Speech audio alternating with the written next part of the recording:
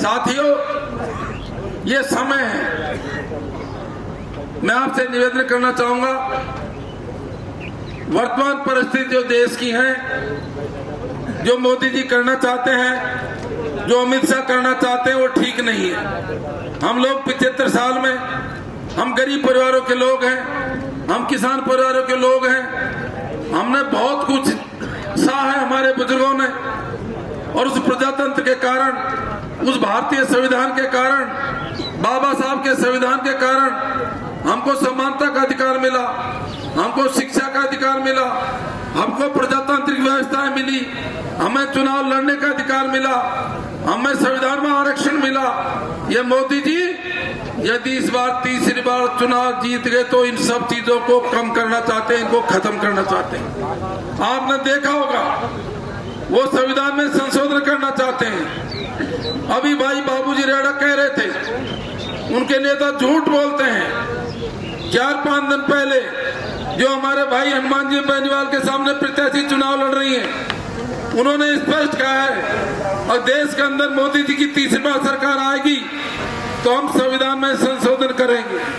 संविधान संशोधन का मतलब है इस प्रजातांत्रिक व्यवस्था को, जिसके माध्यम से एमपी बनते हैं, एमएलए बनते हैं, प्रधान बनते हैं, सब बनते हैं, प्रधानमंत्री बनते हैं, उस व्यवस्था को चेंज करेंगे।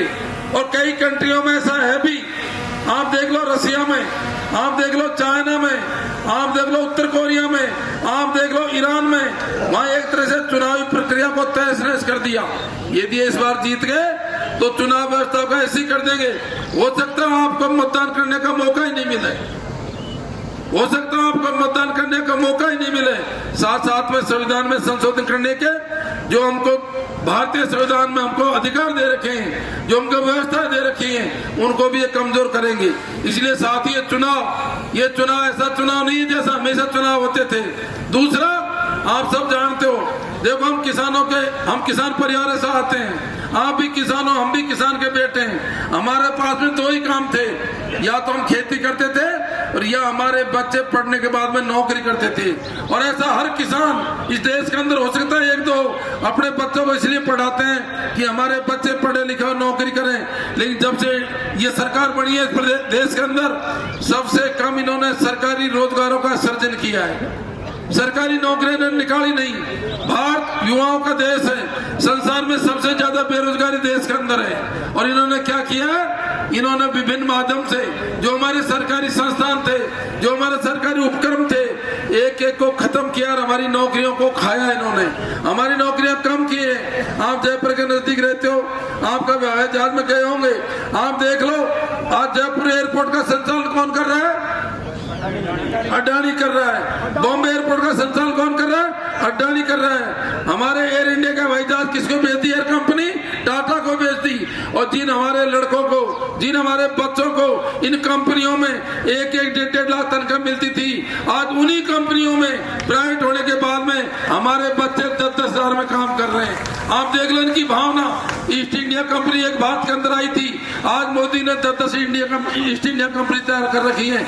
इसलिए आपको तरीके से गुलाम बनाया जा रहा है। समय रहते सही फैसला कर लो, समय रहते समझदाओ, नहीं आने वाली पीढ़ियां आपको और हमको माफ नहीं करेंगी। साथियों, दूसरा प्रदेश स्तर पर आ जाइए आप। 4 माह पहले हमारी सरकार थी, जैसा सोलंकी जी बता रहे थे, डोटासरा जी भी थे, क्या कमी छोड़ी थी हमारी सरकार ने। हमारे विभिन्न प्रकार की जन कल्याणकारी योजनाएं थी। इन्होंने सरकार बनते बनते या तो हमारी जन कल्याणकारी योजनाओं को कमजोर किया है या बंद किया है। और बंद तो किया जो किया। और हमारे किसान भाई, आपकी तरफ का तो मेरे को ध्यान नहीं है, हमारे दौसा जिले में जैसा मैंने बताया, किसान या तो खेती से टाइम पास करता है या बच्चे नौकरी से टाइम पास करते हैं। और तीसरा साधन है अपने ट्रैक्टरों से भाटा बजरी मोरम डाल के अपना टाइम पास करते हैं। इन्होंने वो ट्रैक्टर के भाटा बजरी भी बंद कर दिए। ऐसी स्थिति प्रदेश की कर दी इन्होंने। इसलिए साथियों, ये लोकसभा का चुनाव है। दूसरा आ जाओ प्रत्याशियों पे। मैं मुरारलाल मीणा, आपको पता है मेरी धर्मपत्नी पिछली बार चुनाव लड़ी थी। मैं दौसा से 4 बार विधायक रहा हूँ, 2 बार डोटासरा जी की कृपा से रंधावा जी की मंत्री भी रहा हूँ। सब सुनते हैं एक दूसरे के बारे में, मेरे बारे में आपने सुन रखा होगा। मैं सुबह से क्षेत्र में घूम रहा हूँ, यहाँ पहले भी आया। लोग कहते हैं साहब काम तो बात की बात है, हम तो सांसद जो चुन देते हैं राजनीति नहीं करता यहाँ पर। आप 40 साल से बीजेपी का सांसद चुन रहे हो, 40 साल से। कितने साल से? हमारे 2 साल ये 15 साल से चुन रहे हैं। 15 साल पहले हमारे स्वर्गीय राजेश पाठ सांसद हुआ करते थे, सचिन जी हुआ करते थे। राजेश पाठ के साथ में मैंने काम किया है। वो हर 2-3 माह में पूरे अपने क्षेत्र का, गांव ढाणियों का दौरा करते थे, प्रत्येक दुख सुख में शामिल होते थे। अब तो लोग भूल गए कि सांसद भी क्षेत्र में आते हैं क्या। मैं आपको ये विश्वास दिलाता हूँ, यदि आपने मुझे मौका दिया, पूरा आपका मान सम्मान होगा, पूरा आपका रेस्पेक्ट होगा। प्रत्येक गांव ढाणी में आएंगे, आपकी समस्याओं को सुनेंगे, आपको एहसास होगा वास्तव में एक अच्छे सांसद का चुनाव किया है। साथियों, इन बातों के साथ साथ में मेरा आपसे एक निवेदन और है। जैसा मैं बता रहा था, पिछली बार मेरी धर्मपत्नी चुनाव लड़ी थी, उस टाइम ये मां ने चुनाव जीत गए। हालांकि ये सही है कि राजस्थान में सबसे कम वोटों से हारी थी। और साथियों, मैं आपके बीच में नया था। 3 विधानसभा क्षेत्र ऐसे थे जहां मैं नया था। 400 विधानसभा क्षेत्र, 82 विधानसभा क्षेत्र और थानागाजी विधानसभा क्षेत्र। दौसा जिले के अंदर 5 विधानसभा क्षेत्र थे। मैं ओला और 5 विधानसभा क्षेत्रों से 7000 से जीता था, पूरे 5 मिला करके।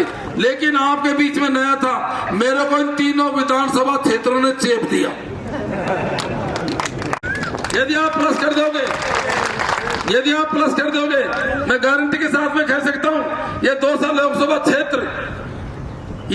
लोकसभा क्षेत्र रंधावा साहब उत्तर भारत में सबसे टॉप जीत दर्ज कराएगा। क्योंकि मैं भी 5 विधानसभा क्षेत्र ऐसे हमारे क्षेत्र के, आप पूछ लेना, ऐसा कोई गांव नहीं है जिसमें मैं बाई नेम 100 आदमियों को नहीं जानता हूं। 5 विधानसभा क्षेत्र में। आपका क्षेत्र थोड़ा नया है, आप कृपा बरसा देना, आप कृपा और थोड़ा जोश से काम करना। देखो, काम का भी फर्क होता है। थोड़ी मैं कड़ी बात कह दूं,